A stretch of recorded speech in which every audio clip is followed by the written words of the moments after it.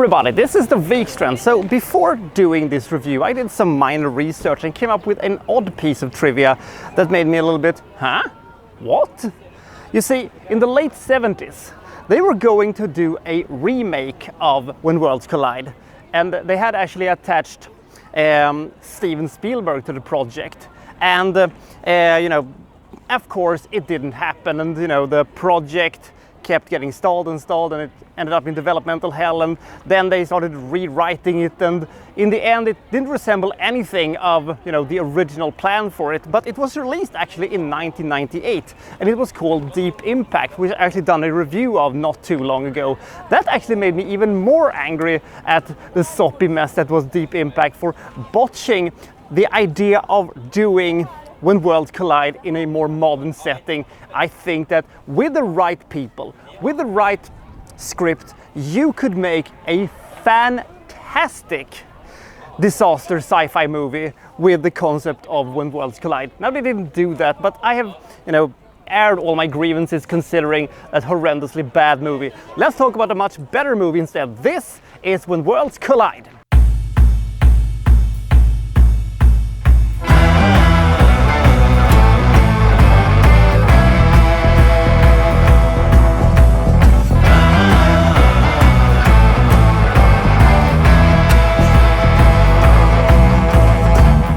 Scientist that finds out that there is a rogue star that is on a collision course with Earth.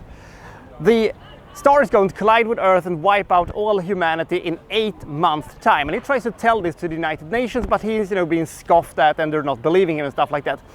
Quick question: is this the first occasion where we have a scientist who finds out that a disaster is going to happen? He brings it up to the authorities and they don't believe him until it is too late, and then there's nothing they can do about it. I cannot recall that I've seen this in a movie that was made before When Worlds Collide, but I might be wrong in that case. What I'm not wrong about, however, is that there is actually somebody who believes him.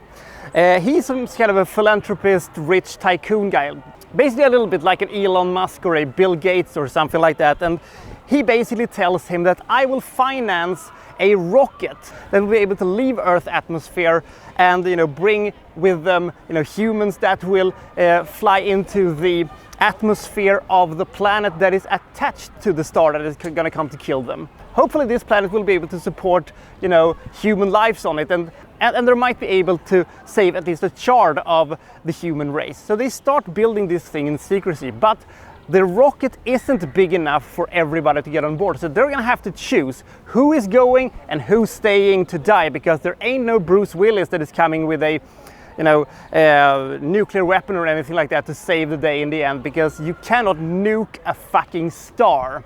That's basically what this thing is. So we're basically following the trials and tribulations and the dilemmas of them building this thing, and hopefully they will be ready on time. The story of When Worlds Collide is the strongest part of the movie, bar none, because the special effects has aged horrendously, and that's not just because it was made in the 1950s. It is also because Paramount Pictures slashed their budget in half, I think, which made it impossible for them to get all the big stars that were going to star in major roles and stuff like that. They had to resort to relatively unknown people at the time. But lucky for them, the characters are so likable that you don't mind that much, there not being any, super known people in this movie.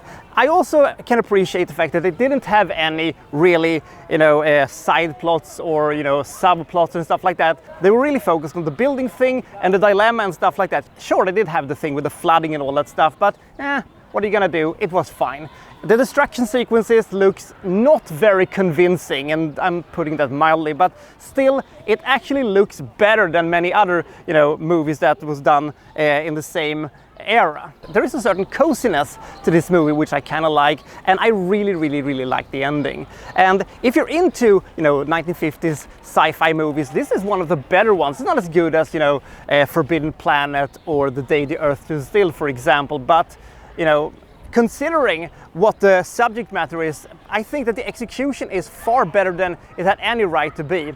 the sets looks impressive, and despite, you know, them struggling with a slashed budget and stuff like that, they do the best of their abilities. And I think this movie would have run the risk of being yet another movie that, you know, Mystery Science Theater 3000 could make fun of. Now it is actually a very good story set in a technically kind of dated scenario that still pulls it through, thanks mostly to the good performances and, as I said, the very good story. I still think they could have squeezed even more tension and dilemma out of the story, but you can't have everything, can you? And considering how old this movie is, it holds up pretty well, actually. The romance thing is kind of hokey, but there are things that the characters do and sacrifices they make that actually still holds up and still gives you that ooh feeling.